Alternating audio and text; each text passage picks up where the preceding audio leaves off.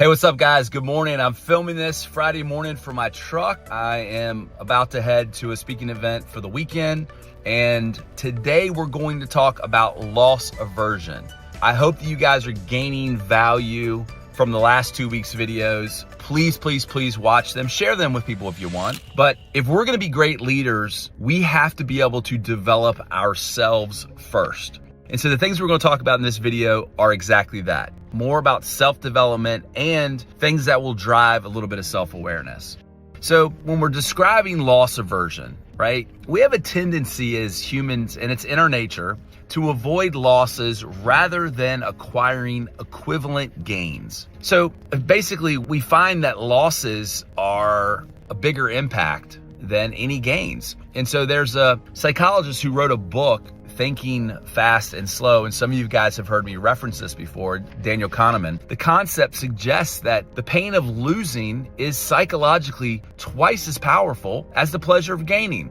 So why does that matter in the business world or for leaders? Well, I think many leaders and professionals, they avoid change. They avoid trying new things. And that holds back and suppresses your growth. That's just a fact, right? Whether it be fear of what you might lose or fear of what might happen, the unknown. If you're considering investing in any area of yourself, as an example, but you're on the fence, that's typically loss aversion.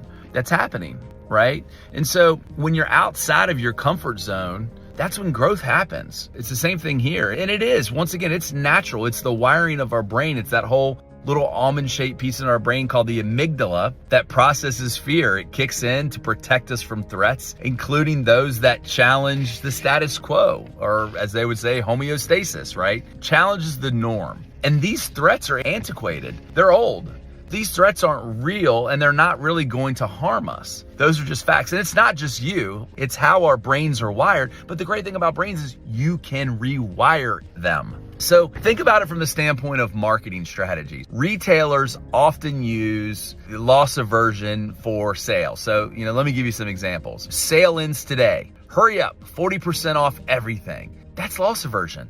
These marketers are clever. They know that we're motivated to avoid losing things, or we experience FOMO, fear of missing out. These are real human conditions that we have to deal with. But once again, you can rewire your brain. By understanding loss aversion, we can actively focus on the potential gains, and you can overcome any fear of loss and become more confident and make growth-oriented decisions daily in your day-to-day life. But you have to understand that loss aversion plays a part in that. If we always avoid risk, we're going to miss out on the chance for significant gains. And those are the things that make the best leaders admirable. Chances are the best leaders take substantial risks.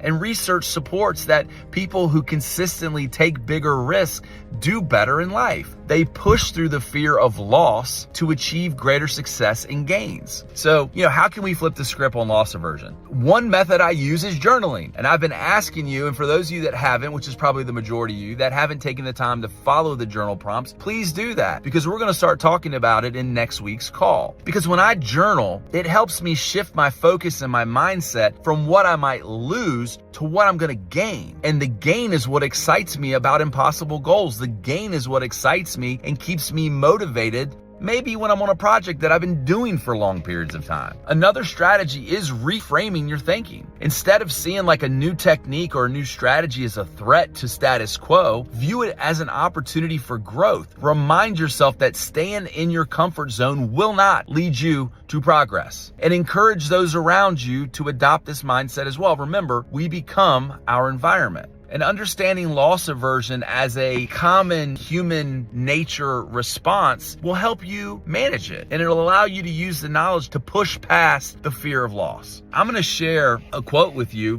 by Albert Einstein, who said, "Imagination is more important than knowledge." Now think about that for a second. What does that mean to you? Well, to me, I think about growth mindset versus fixed mindset. Fixed mindset says, this is the way we've always done things, and it's good enough, so I don't want to change.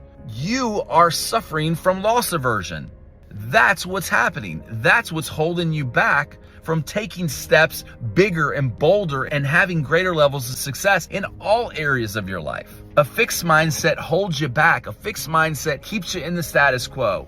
when I feel stuck, that's when I realize that I have started falling back into a fixed mindset frame of mind. And I'm gonna put this shameless plug in for my TEDx that was just approved this week, by the way, so please go watch it. It was really getting great feedback on it. I mentioned it in the video, in my TEDx, that I was living in the day-to-day. And it wasn't until I started journaling that everything changed, and I had a massive event that happened in my life. And some of you experience and have experienced recently trauma. And trauma can really hold you down and put you in that fixed mindset. And it's totally natural. It's your body protecting yourself. But you got to break past that, because you owe it to the people around you in your lives that love you and support you in every journey that you take to be better, to do more. And that's what I want. But it wasn't until I started reframing my past and really framing what the future was going to look like by adopting what I wanted my future self to look like. And so when those things happen, your brain really truly is rewired. It was 8 to 10 months ago when I started this process. And so as I continue to grow, I'm going to bring you guys along on this journey. And like I said last week about my mom, and if you haven't watched that video, please go back and watch the video. Watch them both. I talk about my mom and her listening to self-limiting beliefs. My mom is an awesome interior designer, but she doesn't think she is.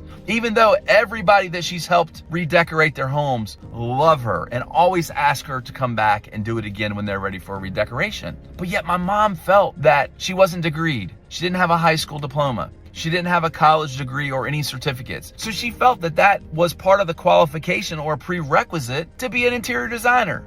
I get it, and there are some things in life where you do need certifications, but my mom was already doing it. It wasn't just limiting beliefs, it was loss aversion, okay? She had this fear of changing. She had this fear of putting herself out. She wanted to hold on to those cleaning clients when in reality, she could have 5x'd or 10x'd her business by, instead of offering them cleaning service, it's not like she loved cleaning other people's houses.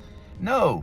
But that was what she was holding on to, was the income from that. And she was afraid to risk that and lose that income to take the risk to go bigger and bolder and be an interior designer. Charge 5x, 10x, charge what market value deemed that she was worth. And loss aversion played a part in that. So as I wrap up today, please, please, please pay attention to these 2 journal prompts. So the first journal prompt, think about a potential risk that you can take today. What is it, and what could the results be if you reach the desired level? Whatever it is, what's one change that you can make? It doesn't even have to be a big risk, just something differently. And we're gonna talk about this particular one next week. So if you're not watching this video, you're not gonna have the homework assignment. So tell your friends, watch the video. The second journal prompt, what would have to be true in order for you to take those steps of achieving that desired result? So in my business, I'm moving away from one-on-one coaching. I'm doing group mastermind coaches, because in my mastermind groups, not only do I gain a lot of value from my coach, but I gain even more value from my peers in the group.